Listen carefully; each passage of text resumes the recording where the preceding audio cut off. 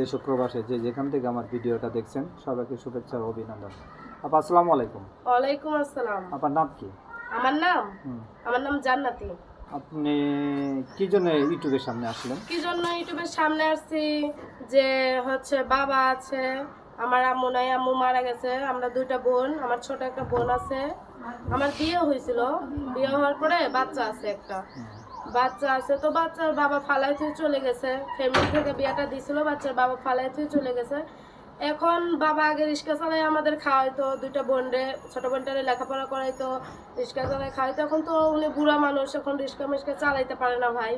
এখন আমি কি করুম, বাচ্চাটারে নিয়ে মানুষের বাসায় কাজ করি, বাবার কাছে বাচ্চাটারে থুইয়া যায়, বাচ্চাটা তুলা খায়। তো ছোট বোনটারে মানুষের বাসায় কাজ করে, ছোট বোনটারে লেখাপড়া করাই। এখন অনেক মানে কষ্ট, বাচ্চা একটা ছোট বাচ্চা নিয়ে পরের বাসায় কাজ করতে তো কতটা কষ্ট এটা তো জানেনি। আমি একটা মেয়ে মানুষ, মেয়ে মানুষের সংসারের দায়িত্বটা আমার উপরেই পড়ছে। এখন আমি কষ্ট হয়ে আছি তো ভাই, কষ্ট আছে বিদায় ভিডিওতে আসছি যে মা নাই, মা না থাকলে কতটা কষ্ট একটা মেয়ের লাইফে। বাবা আছে, বাবা পুরো মানুষ, বাবা কি করব, বাবার কাছে বাচ্চাটা থুয়ে যায়। এখন বাচ্চাটার তুলা খায়, বাচ্চাটা ঠিক মতন খাওয়াইতেও পাই না, মানে দুধের টাকা জোগাড় করতে পারি না। একটা দুধের দাম 800 1000 টাকা এরকম। তো আমি দুধ কিনবো না ছোট বোনটারে লেখাপড়া করাবো, তারপরেও পরের বাসায় কাজ করে যেটুকু পাই সমর্থ, মানে যেটুকু 2000 পাই, কত সময় 3000 পাই, মানে কাজ বুঝে টাকা তো পাই, পাইলে ছোট বোনের লেখাপড়া খরচ দেই, বাচ্চারে খাওয়াই, নিজের সংসারে চলি। মানে অনেক কষ্ট হয় সংসারটা এইভাবে টানাটানি, মানে চলতে ফিরতে অনেক কষ্ট। আমি যদি ঠিক থাকে, যাকে নিয়ে আমি সারাটা জীবন থাকবো, সে যদি ঠিক থাকে তাহলে তো আমার সব ঠিক।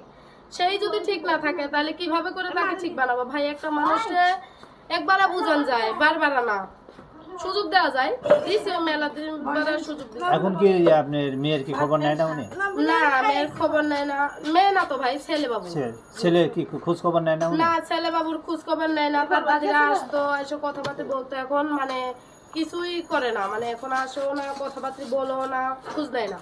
এই যে আপনি ধরেন যে একটা বাবু হলো আপনার ছেলে বাবু, আপনার শ্বশুর শাশুড়ি কি তাদের কি নাতির দিকে একটু নজর দিল না? না না, মানে তারা তার আর ওই যে ছেলে, মানে যারা দিতে পারে তারা তাদের কাছে ভালো, আমি তো দিতে পারি না ভাই। তো আমার স্বামী যতদিন আসছিল আমার স্বামী দিছে, তখন আমার স্বামীও তো মানে এদের বুদ্ধিতে, মানে এখন কার মনে কি আছে আমি তো কইতে পারি না ভাই। এখন আপনি কি চাচ্ছেন? এখন আমি চাচ্ছি যে আমার বাচ্চাটা আর আমার ছোট বোনটারে নিয়ে, বাবাটারে নিয়ে, এখন আমার যে আমার ফ্যামিলির দায়িত্ব নিয়ে আমার পাশে এসে খাইতে পারবে, সেরকম একটা সুন্দর মনের মতো মানুষ চাচ্ছি যে আমাকে পর্দাভাবে রাখবে, মানুষের বাসায় কাজ করতে দিবে না, 5 ওয়াক্ত নামাজ পড়াবে, এরকম একটা সুন্দর মানুষ চাচ্ছি। সেও নামাজ পড়বে, মনটা ভালো থাকবে। কিরম ধরেন যে আপনি তো আপনি না ধরেন আপনি তো একদম বিবাহিত, জি। এখন যে কেউ বউ মারা গেছে অথবা বউ চলে গেছে, এরকম হলে চলবে?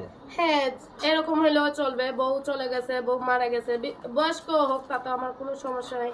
5 ওয়াক্ত নামাজ পড়াইতে পারে, ঠিক মতন খাওয়াইতে পারে, ভালোভাবে রাখতে পারে, সেরকম একটা মানুষ চাচ্ছি।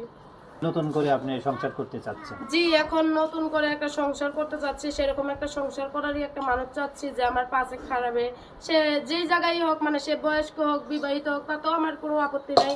সে যদি আমাকে দুবেলা দুমুঠো ডাল ভাত খাওয়াইতে পারে, ভালোভাবে রাখতে পারে, আমার ফ্যামিলির কথা শুনে, এরকম একটা মানুষ চাচ্ছি। আপনার সাথে যোগাযোগ করলে কিভাবে যোগাযোগ করবে? আমার সাথে যোগাযোগ করলে, আমার তো ভাই টাচ ফোন নাই, একটা বাটন ফোন হাতে দেখতেছেনি, তো এই বাটন ফোনে আমার নাম্বারটা মুখস্থ আছে, আমার নাম্বারে কল দিলেই আমাকে পাবে।